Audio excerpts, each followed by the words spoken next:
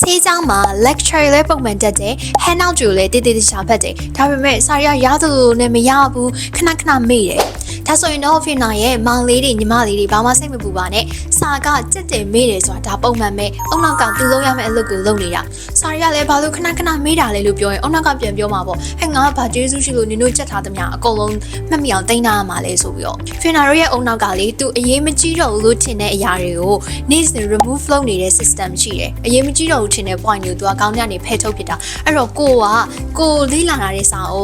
ချက်ကပြန်မလုပ်ဆိုရင်တော့အုံနောက်ကမလို့တော့ထင်ပြီးတော့သူက remove လုပ်ပြမှာပဲဒါကြောင့်မလို့အရေးကြီးတာက repetition revision ဆိုကိုလေးလာပြီးသားစာကိုငါလေးလာပြီးသွားပြီဆိုပြီးတော့ဒီတိုင်းပြစ်မထားပဲနဲ့နောက်ရက်တွေမှာလည်းချက်က repetition ရအောင်လို့စာတွေကိုခဏပြန်ကြည့်ပေးရမယ်အဲကြတော့မှအုံနောက်ကလေဒီပုံကိုဟာဒီစာပိုက်တွေကိုခဏပြန်ပြီးတော့ဖတ်နေတာအရေးကြီးမဲ့ပုံပဲ high ဖြစ်မဲ့ပုံပဲဆိုပြီးတော့သူကလည်းအမှ memory အနေနဲ့ store လုပ်ပေးလိုက်တာအဲ့တော့ကိုခဏဖတ်တဲ့အရာတွေကိုဆိုရင်အုံနောက်ကလည်း favor လုပ်ပေးတယ် privilege ထားပြီးတော့သူကဒီ long term memory အဖြစ်နဲ့တင်ထားပေးရပေါ့နော်အဲ့တော့ကိုအဓိကလောက်ရမှာကအရေးကြီးတယ် high ဖြစ်တဲ့ဒီ exam မှာ show up လုပ်လာနိုင်တဲ့သင်ခန်းစာတွေကို show up လုပ်လာနိုင်တဲ့ point တွေကိုခဏ repetition လုပ်ပေးဖို့ပဲဒါဆိုရင်အုံနောက်ကလည်းသူ့လွှမ်းမဲ့တောင်းကိုဆက်ပြီးလုပ်သွားလိမ့်မယ်တခြားတွေတော့မသိဘူး Fina ကတော့လေစာတစ်ပုဒ်လေးလာပြီဆိုရင်ကိုယ့်ဘာသာကို passive reading လုပ်တာထက်ဆိုင်သူများရှင်းပြတာသူများပြောပြတာကိုနားထောင်လိုက်ရတာကပို့ပြီးတော့နားလဲတယ်ပို့ပြီးတော့မှတ်မိတယ်လို့ခံစားရတယ်ဒါကြောင့်မို့လို့လေ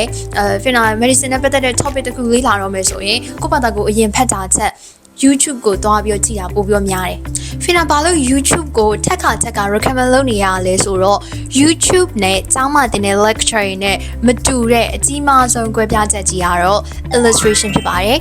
်ဆိုတော့ဒါ lecture တော်တော်များများက Fina တို့ slide တွေနဲ့ပြတယ် slide တွေထဲမှာဆိုရင်စာရပြုတ်တင်နေရမယ်ကွာillustration ဆိုလို့နည်းနည်းပါးပါးပဲပါတယ်ဒါပေမဲ့ YouTube video တွေမှာကြတော့နံပါတ်1ပြောချင်တာ illustration သူ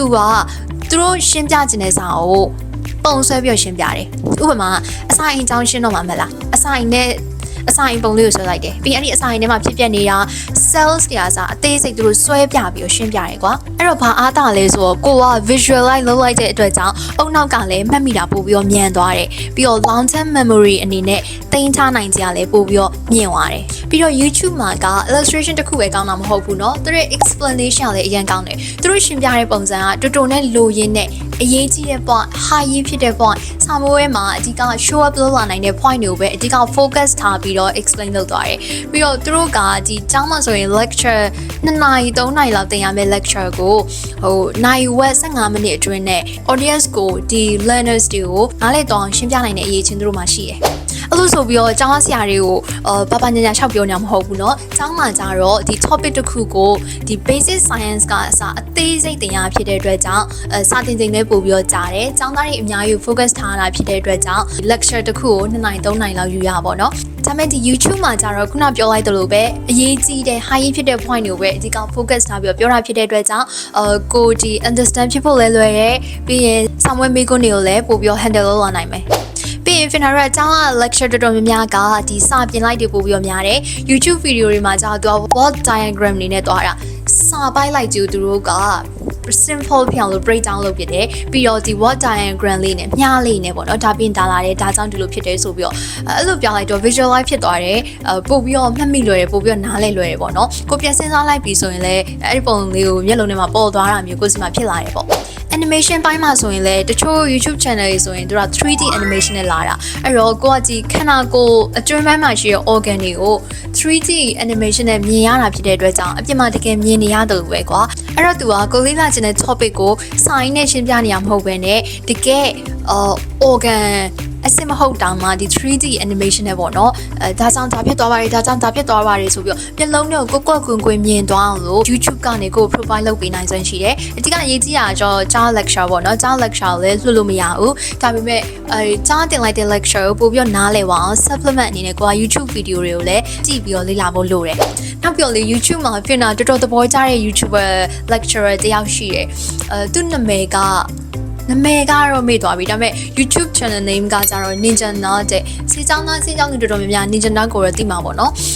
သူဆိုရင်ကွာ whiteboard explanation နဲ့တွားတာ Fina ရဲ့ personal experience အရာတော့ Ninja Nut channel ကဒီ founder ပေါ့နော်သူကအရန်တော်တယ်သူ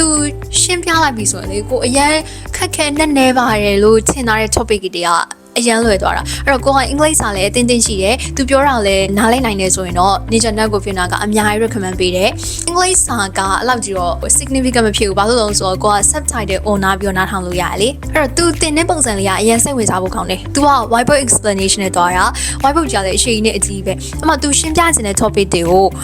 topic နဲ့ပတ်သက်တဲ့ပုံတွေကိုရေးဆွဲလိုက်တယ်ဆွဲပြောမှသူကတဆင့်ချင်းစီကိုရှင်းပြသွားတာသူကလုံးဝ flow နဲ့လိုက်သွားလိုက်အောင်ပဲအဲ့တော့သူ video ကိုကြည့်လိုက်ရင်ကိုက lecture line နေတယ်လို့ပဲသူ video တွေတော်တော်များများကလည်းမိနစ်30 45မိနစ်ပြီးရင်တစ်ခါလေ1နာရီ2နာရီလောက်ထိကြာတဲ့ video တွေတောင်ရှိတယ်အဲ့တော့ကိုက lecture line နေတယ်ဆိုတော့ vibe မျိုးရတယ်ကွာစာလေးပို့ပြီးတော့နားလဲတယ်အဲ့တော့ Ninja Nut ကိုတော့ Fiona အများကြီး recommend လုပ်ပါတယ်ကဲဒါဆိုရင်အခုမှ Fiona ဒီနေ့ video လေးအတွက် page နဲ့ message နေရာလေးရောက်လာမှာပေါ့နော်အဲ့တော့ကိုကစီချောင်းသူတယောက်ဖြစ်နေတယ်စိတ်ပညာလေးလာနေတဲ့သူတယောက်ဖြစ်နေတယ်ဆိုရင် YouTube ကနေပြီးတော့ blog channel မျိုးတွေကိုကြည့်ပြီးတော့လေးလာတင်လဲဆိုတာကို Fiona ဆက်ပြီးတော့ share လုပ်သွားပေးပါမယ်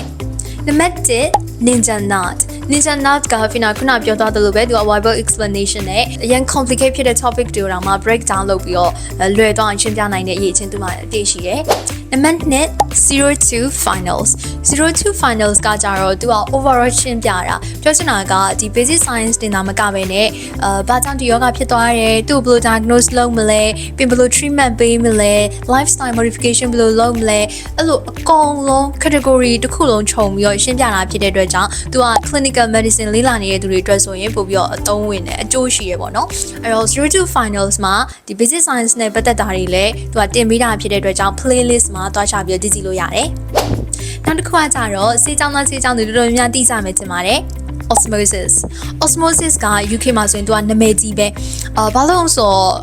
သူလဲ illustration ကောင်းတယ် animation ကောင်းတယ် explanation ရန်ကောင်းတယ်အချိန်တူအတွင်းမှာပဲကိုလိုချင်တဲ့ points တွေအများကြီးကိုသူ့ video ထဲမှာထည့်ပြီး explain လုပ်နိုင်တယ်နောက်တစ်ခုကတော့ Armando Hasutanganသူလဲ Ninja Nut နဲ့ပုံစံနည်းနည်းစင်တယ်ဒါပေမဲ့သူကကြတော့ whiteboard explanation မဟုတ်ပဲねဒီ paper အကြီးတစ်ခုပေါ်မှာဒီ handwriting နဲ့ရှင်းပြတာပေါ့နော်သူဆိုလည်း basic science အတွက်ဆိုရင်တော်တော်သုံးဝင်တာဖြစ်တဲ့အတွက်ကြောင့်ဒီ junior မောင်လေးညီမလေးတွေဒီ channel ကို subscribe လုပ်ပြီးတော့လေ့လာလို့ရတယ်နောက်တစ် channel တစ်ခုကတော့ medical professionalist တဲ့သူလည်း basic science နဲ့ပတ်သက်တာလည်းပါတယ် microbiology နဲ့ပတ်သက်တာလည်းပါတယ်ပြီးရင်ဒီ clinical medicine နဲ့ပတ်သက်တာလည်းပါတယ်အဲ့တော့သူ channel လေးကလည်းတော်တော်ဆုံးနေတယ်ပါတယ်ပြီးရင်သူကစကားပြောနေတဲ့ဟာသားတွေနှောပြီးပြောရတဲ့အချင်းရှိတယ်အဲ့တော့စိတ်ဝင်စားရင် medical professionalist ဆိုတဲ့ channel လေးကိုလည်း subscribe လုပ်ပြီးလေ့လာလို့ရတယ်ကဲနောက်တစ် channel တစ်ခုကတော့ Dr. Matt and Dr. Mikey သူက Mike လို့တမ်းထွက်ပဲနဲ့ Mikey လို့ထွက်တယ်လို့ပြင်တာကြားတာပဲเนาะအဲ့တော့ဒီ channel မှာကြတော့ဆရာ2ယောက်တင်မိတာသူတို့တင်မိတာလည်းဟိုတူနဲ့လိုရင်းနဲ့ချစ်ရရောက်ရှင်းလေးကိုမြင်သွားအောင်လို့ illustration နဲ့ဒီပုံဆွဲပြီးတော့တင်မိတာပေါ့เนาะဒီ channel လေးမှာဆိုရင်လည်းဒီ basic science နဲ့ပတ်သက်တာတော်တော်များများတင်မိရတာဖြစ်တဲ့အတွက်ကြောင့်ကိုကဒီ foundation year 1 year 2တမလေးဆိုရင်ဒီ physiology နဲ့ပတ်သက်တာတို့ biochemistry နဲ့ပတ်သက်တာတို့ဆိုရင် channel လေးကို subscribe လုပ်ပြီးတော့လေ့လာလို့ရတယ်နောက်တစ်မျိုးကကြတော့ JJ Medicine ကကြတော့သူက clinical ဘက်ကိုအဓိကသွားတယ်ခုနပြောသလိုပဲပေါ့နော်ယောဂဘာကြောင့်ဖြစ်ရတာလဲဘယ်နေရာမှာဖြစ်တာလဲပြီးရင်ဘယ်လိုကုမှာလဲဘယ်လို modification လုပ်မှာလဲဆိုတာတွေကိုဒီ overall ခြုံပြီးတော့သူလည်းအဲ့လိုမျိုးရှင်းပြတယ်နောက်တစ်ခုကကြတော့ Dirty Medicine က Fiona လက်ရှိတော်တော်သဘောကျနေတဲ့ channel တွေပါတယ်ဘာလို့လဲဆိုတော့ Fiona clinical years ရောက်သွားပြီဖြစ်တဲ့အတွက်ကြောင့်ဒီ clinical base လုပ်ထားတဲ့သင်ခန်းစာတွေကိုပို့ပြောကြည့်ဖြစ်တယ်ပေါ့နော်ဆိုတော့ဒီ Dirty Medicine ကဘာကောင်းတာလဲဆိုတော့တခြား YouTube channel နဲ့သူကနည်းနည်းကွဲတယ်ဆိုတာ textbooks ကို base လုပ်ပြီးတော့သင်ပေးတာ topic တွေဆိုရင်လည်း